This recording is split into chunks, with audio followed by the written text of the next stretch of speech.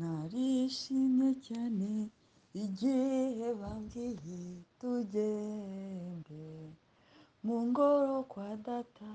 Narishimye cyane igihe bambwiye tugende mu ngoro kwa data. Tugende tugende tugende tugende mu ngoro kwa data. Yesu ashimwe. Mwaramutse, twongeye kugira igitondo cyiza cy'icyumweru. Umwami Yesu aturemeye ngo tukinezererwe. Mwaramutse muti tugende mu ngoro kwa data. Hari ikintu maze kuremarika muri aya mezi nk'atatu, buri ku cyumweru akavura akabyuka kagwa, akavura akabyuka kagwa, ku buryo umuntu aba yibaza ndajya gusenga gute. Abantu bafite imodoka rwose mwagiriwe neza. Mujye mubishimira Imana. Nanjye mbyutse meze neza, naryamiriye ni ukuri ntababeshye, nari naniwe, nta nubwo none ya saa 9 nabyutse. Buri mwuka wari yashaka ngo nsinzire, kandi yari azi ko abo tuza kuganira ijambo nabo batazinduka. Dushima Imana rero kubw'iki gitondo cy'umugisha ituremeye. Ndagira ngo mbabwire ngo Imana iradukunda uko biri kose. Iryo jambo ntabwo nareka kuryongeraho.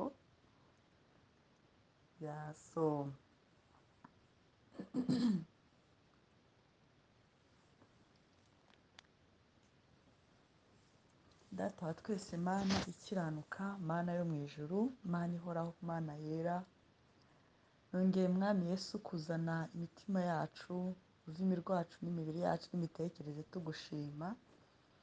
tugushimira ko icyumweru kirangiye amahoro, tugushimira ko waturinze, tugushimira ko wabanye natwe, tugushimira ko Imana yacu. Ijambo ryawe rirambwira ngo hahirwa ubwoko bufite Uwitekaho Imana, Umwami Imana yabo. Ariko turanagushimira ko uri Umwami wavuye ku ntebe yawe y'icyubahiro ukaza kuducungura. Tugushimiye Mwami ko tugihumeka. Iyo tuvuga guhumeka ntabwo tubifata for granted, ni ukuri n'iby'ukuri, kuko twaciye mu biruhanya byinshi, twaciye mu bitunezeza byinshi, ariko Mwami na n'ubu turacyahumeka kandi turacyasingiza izina ryawe no kubaho kwawe mu buzima bwacu. Turagushimiye kandi tugushimiye ko waduhisemo mu bantu benshi. Nta gihe njye nahora mbikubwira, ubishimirwe ko waduhaye agakiza, ukaduha kukumenya, kandi abageze mu biganza byawe ntabasha kubakuramo, kandi ngo nta kibi kizegera ihema ryacu, kandi ngo nubwo twaca mu muriro ntabwo tuzashya, nubwo twaca mu mazi ntabwo azadutembana, ngo ibi byose tuzabera tuve ngo dore ibihembo by'abanyabyaha.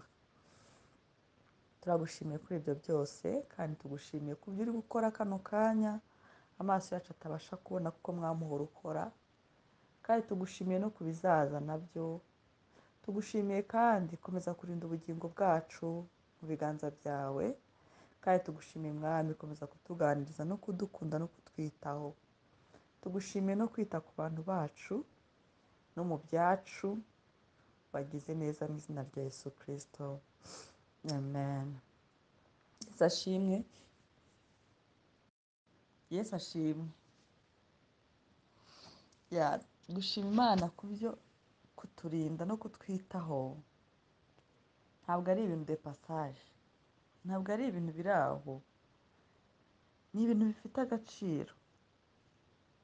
Ni ibintu bifite agaciro, kuko iyo urebye abantu bafite gukorwa n'isoni hano hanze ni benshi, ariko ukishakamo ukibura. Reka mbahe nk'urugero.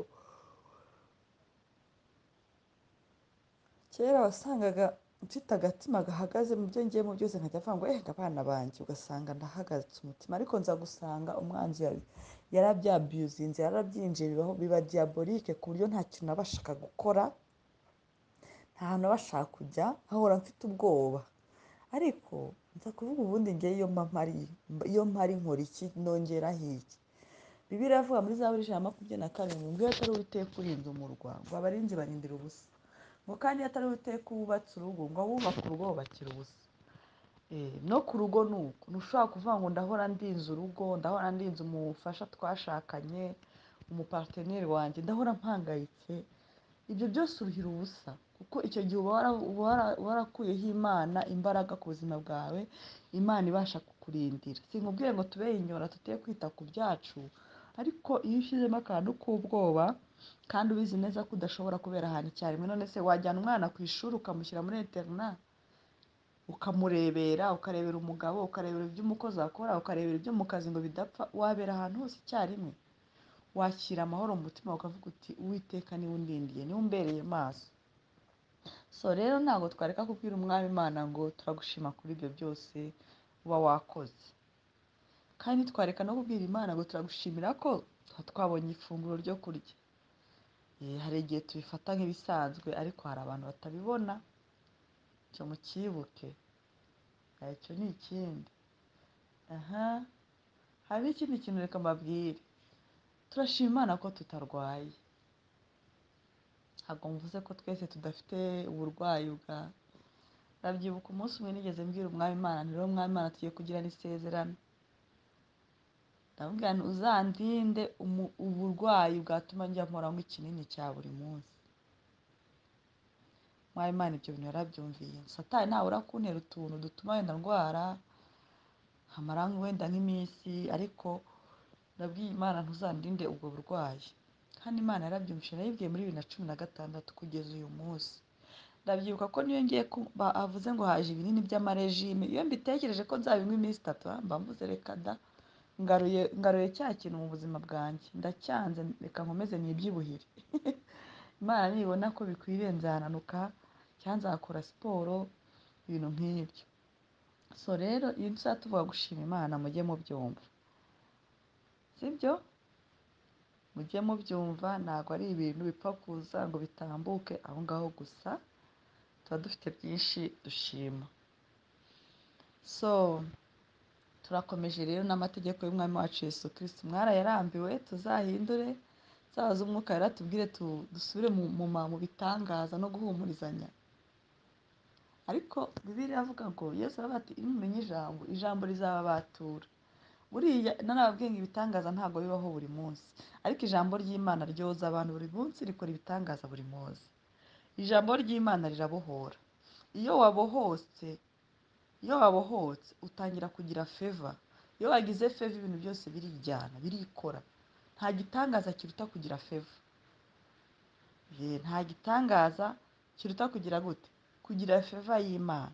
Nta n'igitangaza kiruta ko ibyo byose ushaka ubibona ufite agakiza.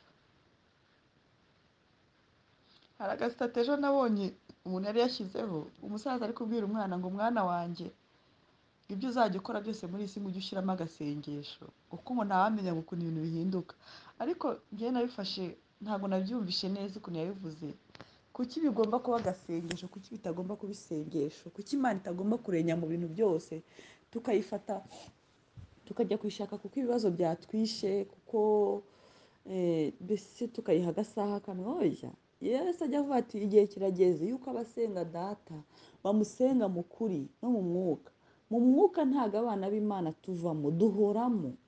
Mu kazi tuba turimo, mu kudusinzira umwuka wacu urakora. Umwuka ntabwo ureka gukura. Abantu bigishijwe na Papa Brian ndabaramukije, bose bavuga ijambo umwuka nkabikunda. Iyo uri kubibwira abantu ntabwo babyumva. Mu mwuka wawe uhora umeze neza, mu mwuka wawe ntabwo tugira igihe cyo guhinduka abanyamubiri ngo ejo duhinduke abanyamwuka. Oya, ahantu hose turi tuba dufite umwuka wera. Niyo mpamvu habaho kwirinda, ukabona ikintu kigiye kuza ukavuga uti reka nyirinde nicecekere. Niyo mpamvu habaho kwirinda, ntabwo ndi bujyeyo, iyi decision nyifatira ngarukira iki n'iki. Ni umwuka wera uba ukora. Ndabizi neza gushaka kuvuga ati n'ubwenge, ariko uhora uvuga uti oya nk'umwana w'Imana. Iyo ijambo riza mu mutima yawe nk'umwana w'Imana sinakora ibi, Imana yabibona gute? Njyewe nadose ubuzima bumeze gutya, nadose ijambo rivuga ngo ntabwo nakora icyo Imana itanyemereye, itambwiye. Ni ukuri si uko hatari ibyo nkora, ariko mpora nibaza iki kintu se Imana iracyumva? Abantu tuziranye nkunda kukibabwira, iki kintu nase Imana se iri bucyakire gute? Ikintu se Imana iracyumva gute? Ntabwo tugomba kujya kure ya Data, tugomba kugendana mbiri. Papa Honore ndamushimiye kubw'umwuka w'Imana yamuhaye kumva ibyo mbamo. Imana imumpere umugisha kandi mwagure, kandi ndamusengeye kano kanya ngo mu izina rya Yesu Kristo Imana ihaze umutima we imuhe ibimukwiriye mu izina rya Yesu Kristo. Buriya Imana igitanga ibidukwiriye ya ntuzabone n'umuntu wabonye igitangaza kinini ngo utekereze ko bitamukwiriye. Imana iba yatanze ibimukwiriye. N'uwo Imana ahaye ibintu biri hasi, Imana izi ko bimukwiriye. Namwe murabizi, hari igihe ubona umuntu ukavuga uti se ndabimuha abikoresha iki, cyangwa reka mbimuhe kuko igihe kirakenewe. Simvuze ko ari byo akwiriye, no, Imana imuhe ibikwiriye ko Imana imuha. Yasoma tugiye ku ijambo ritari ryiza. Yesu yaravuze ngo abamukurikira bagomba kwikorera imisaraba yabo. Yesu asobanura iby'inzira y'umusaraba, abwira bose ati umuntu nashaka kunkurikira niyiyange, yikorera umusaraba we iminsi yose ankurikire. Nubwo byandi navugaga ni iminsi yose, ntabwo ari iminsi y'igice, ngo kuko ushaka kurengera ubugingo bwe azabubura, ariko ufite ubugingo bwe ku bwanjye niwe uzabukiza. Umuntu byamumarira iki gutunga ibintu byose byo mu isi narimbuza ubugingo bwe cyangwa nabwakwaho indishyi? Kuko umuntu wese ugira isoni ryo kunyemera no kwemera amagambo yanjye, umwana w'umuntu nawe azagira isoni zo kumwemera ubwo azaza afite ubwiza bwe n'ubwa Se n'ubw'abamarayika bera. Ariko ndababwira ukuri yuko muri aba bahagaze hano harimo bamwe batazumva ubusharire bw'urupfu batari babona umwami Imana. Amen. Yesu aravuze ngo gukurikira Yesu ntabwo byoroshye, sibyo? Gukurikira umwami Yesu ntabwo byoroshye. Ntabwo ngewe uko nabonye mu gakiza ntabwo ari umunyenga. Agakiza ni ubuntu, ariko ubuzima bukomeza mu gakiza ntabwo ari umunyenga. Kubera iki? Kubera ko iyo wakiriye agakiza uba uvuye mu bwami bwa Satani. Satani aba ahombye. Satani icyakora agerageza kurwana n'isi y'abamarayika b'ijuru kugira ngo akureke ipere, unanirwe ubivemo, upfa utarabigeramo, urimbuke, kuko Satani aba ahombye umuntu urimbuka mu bwami bwe. Niyo mpamvu gukurikira Yesu bitoroshye, kuko uhura n'intambara utateganyije, noneho hakazaho n'ibigeragezo, kubera ko ntabwo ibigeragezo byose biva kuri Satani. Yesu yigeze kuba ngo yicaye ari kumwe ari ahantu, ngo nuko yumva ajyanwe n'umwuka wera mu butayu ngo kugeragezwa. Muzarebe muri Luka igice cya 4 ngo ajyanwa n'umwuka wera mu butayu kugeragezwa. Igihe cyose ugiye kugenda mu nzira y'umusaraba ya Yesu Kristo habaho kugeragezwa. Habaho kugeragezwa kandi bitari bito bitari bitoya. Iyo utarabimenya rero uhora ubabaye, uhora wibaza ibintu bikubaho, impamvu bikubaho. Ntuzi yaravuze Yakobo ngo muzishime cyane munezerwe ngo nimuhura nibagerageza bitari bito, ariko ashyiramo ijambo bivuga ngo byo kwizera. Ngo kuko kugerageza bitera kunesha, bitera kwihangana, kwihangana bigatera kunesha, kunesha bigatera ibitugerageza. Ariko aravuga ngo ariko mureke kwihangana gusohoza umurimo wako. Bivuga ngo muri bya bigeragezo ushyizemo kwihangana hazamo ijambo rivuga ngo haba hari umurimo uri gukorerwa muri wowe.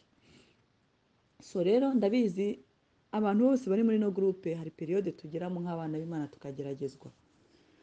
Amafaranga akabura, uburwayi bugatera mu nzu, abantu bakakwanga, ibyo ukoze bikanga. Waba hari n'ibyo wagezeho Imana, iyo wageze rero ku bintu wishakiye n'amaboko yawe, dore umwami Imana araza ngo akabiritura hasi ugatangirira ha zero. Umwami Imana ibyo bintu ajya abikora, sibyo? Dawidi yajyaga yicara kubera ibigeragezo byari byaramubaye byinshi. Mw'abantu mwe muzajya mukunda gusoma amabaruwa ya Dawidi, muzajya mubona nyine n'ubuzima bwa buri munsi. Dawidi we rwose ntacyo yahishaga Imana. Ubwo yajyaga avuga ati ariko Mana uri mwiza, uri mwiza pe, urahambaye, ishimwe ni iryawe. Ubwo icyo ni igice cya mbere. Igice cya kabiri akabashyizeho amaganya ati ariko iyo nitegereje ibi n'ibi. Mbese yabanzaga gushyeshyenga Imana akabwira ati ndabizi uri mwiza, ariko hari ibyo njya mbona. Naho igice cya 73 aravuga ngo ni ukuri uri Imana igira neza, ugirira neza Abisiraheli. Niko yabanje avuga. Kandi hano yari ababaye, bafite imitima iboneye, sibyo? Ngo ariko njyeweho ibirenge byanjye byari bugufi bwo guhanuka, intambwe zanjye zari zishigaje hato zikanyerera, kuko nagiraga ishyari abibone. Yajyaga areba abantu ab'isi akavuga ati kuki babayeho neza? Kandi wumve yabanje kubwira Imana ngo Mana ni nziza. Hari nubwo yatangiraga avuga ati ese wambabarira ukanyumva ko ndi kugusenga amatwi yakanyumva. Ariko yagera ku mpereza akavuga ati ni ukuri ushimwe, uri Imana ikomeye, ati uri Imana bihambaye. So ubuzima rero bw'abakiranutsi bubamo intambara nyinshi, bubamo ibigeragezo byinshi. Yesu yigeze avuga ngo ko nta mugaragu uruta shebuja. Niyo mpamvu dufite umunezero w'uko turi abana b'Imana, dufite umunezero w'uko dufite ubwiza bw'Imana muri twe, duhora duhamya Kristo, duhora duhamya iki, ariko bikongera kuvuga ngo amakuba y'umukiranutsi ni menshi, ngo ariko Uwiteka amukiza muri byose. Ndagira ngo mbabwire ngo naho twababara gute, naho twageragezwa gute, birangira turi abatsinzi, birangira tunesheje, sibyo? Naho twanyura muri ziriya nzira z'umusaraba bimeze gute, birangira tunesheje, ariko Yesu yemera ko tubicamo, kuko yaravuze ngo unkurikirana yikorera umusaraba we. Ntabwo ushobora gukurikira Yesu utikoreye umusaraba wawe, ntabwo bishoboka. Ntabwo ushobora gufata umusaraba wawe ngo ushyire hasi. Hari ikintu nigeze numva Hortense avuga, yaravuze ngo maze imyaka myinshi ngo nkijijwe, ngo ariko hari ikintu natangiye gusengera nkikizwa na n'ubu kitarakemuka. Ubwo uwo ni umusaraba we. ngo Abisiraheli Yesu ngo umwami Imana yajyaga basigira Abamowabu n'Abamoni n'Abafilisiti iruhande, ngo nibagumeyo kugira ngo nibacumura ngo yongere ngo babateze intambara ngo bamugarukire. Imana ntabwo ijyaho tubaho nta kintu kituroheje kituremereye, kuko ibizi neza ko umuntu afite ukuntu ateye, kamere muntu iteye nabi, iribagirwa.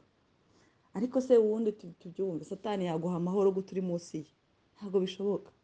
Ashaka kutaguteza ibibabaza umubiri, ashaka kutaguteza ibyago mu rugo ukabona uri amahoro, ariko akaguteza nk'akarari mu mutima, gashyari se, akantu nk'aka, agahora yifitiye ka gasumari, sibyo? Muribuka ahantu Yesu yavuze ngo ndagenda ngo ariko ngewe ngo isi ntacyo amfiteho. Satani ahora ashaka icyo agufiteho. Imana igahora ikireka kugira uhoro upfukamye ubwira Imana ngo ariko rero uko byagenda kose turi umwe. So Dawidi ngo hari ukuntu yajyaga yitegereza abanyabyaha, niko bavuga nyine, akavuga ngo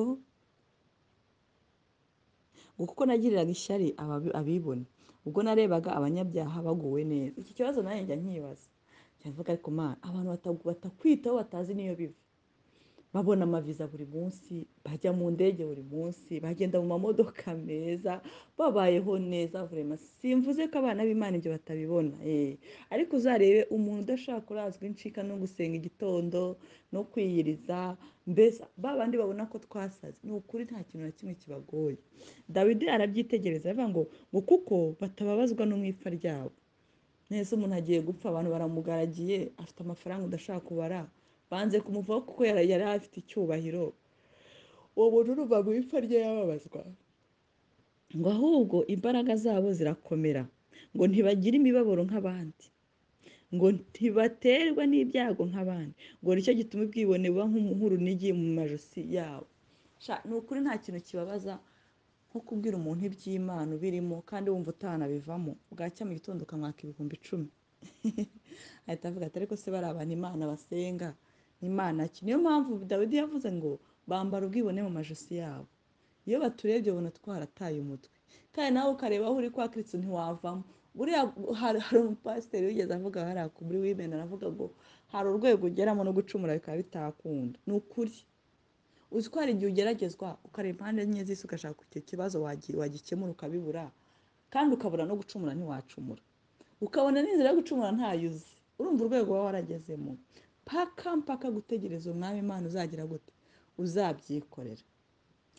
None se Morodekayi ntiyari umugaragu, ntiyari umurinzi w'umwami ku muryango, yari umusekirite, ariko yihanganiye imbeho, yihanganira imvura, yihanganira inzara, yihanganira urwango rwa Hamani, aguma kuri uriya muryango arinda umwami w'abanyamahanga. Ariko byarangiye gute? Byarangiye akoze mu kurinda ko yakoze ikintu cy'agaciro, aburizamo abantu bashaka kwica umwami. Byarangiye gute? Ngo umwami afata igitabo abamugezeho, aravuga ati ese uyu mugabo hari icyo yahawe? Ati ntacyo. Nibwo yahamagaraga Namani. Imana igiye gukora ibintu ifata igitabo ikavuga ati uyu muntu wicaye akantegereza akihangana ntiyicira inzira, uyu muntu byagenze bite? Agafata igitabo. Kandi Imana igiye kukugirira neza, ndabagira ngo mbabwire, hari nubwo ikoresha abanzi bacu bagakora nk'amarobo bibagiwe ibi byose badukoreye.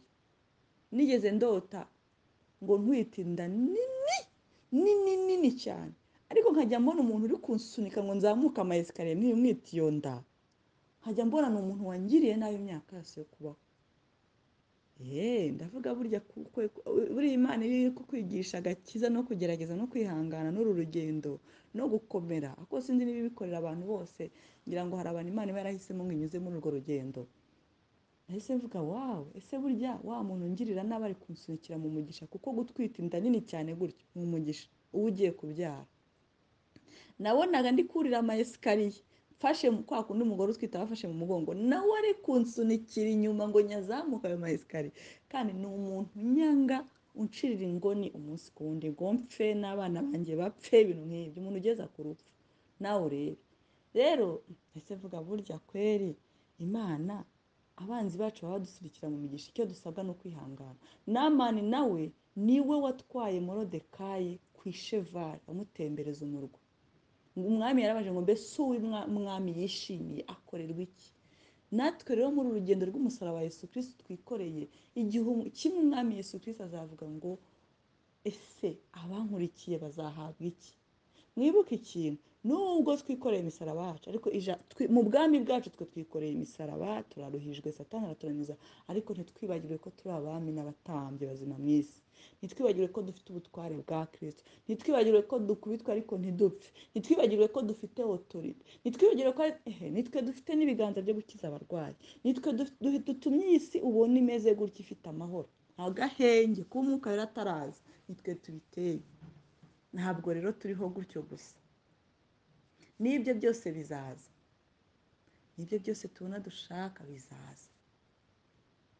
Tureke umwami Yesu abanze akorera umurimo wo kwihangana muri twe, umurimo wo guhagarara nk'abandi muri twe, umurimo wo kwiga.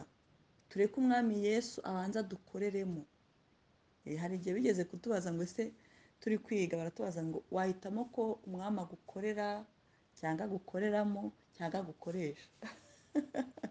Murabyumva? Agukorera igitangaza se, agukoreramo cyangwa agukoresha? Ngenda ndabwira nahitamo ko nkoreramo. Sinzi wowe icyo wahitamo. Icyumweru cyiza, mubyuke ndabona ya mvura igabanutse, mufate akaborosada n'amazi mwoge, mwambare agakanzu keza, tujye mu nzu y'Imana, tujye kubwira Imana ngo uri uwera gitare, uri Imana isumba byose. Mu bamarayika bahora bavuga ngo uri uwera. Azamura amaboko bavuge kugira neza kw'Imana. Mwami Yesu urakoze cyane kuwufasha umwanya wo kutuganiriza ku bikuri ku mutima. Turagushimiye. Tugushimiye mwami kuri iki cyumweru kirangiye amahoro neza. Tugushimiye kubw'intambara waturwaniriye. Tugushimiye byose, kandi tugushimiye no kubw'uyu munsi uturemeye. Naho turawukugobororeye, tugoborora imitima yacu, iminwa yacu n'amaso yacu ngo biyoborwe nawe. Tugororeye imiryango yacu n'amaporoje yacu n'ibyacu byose mwami ngo bibemo. Turakwihaye. Ugize neza ko ubyumvise kandi kubikoze. Ni mu izina risumba amazina yose ry'umwami wacu Yesu Kristo dusenze twizeye. Amen. Mugire icyumweru cyiza. Ndabakunda cyane.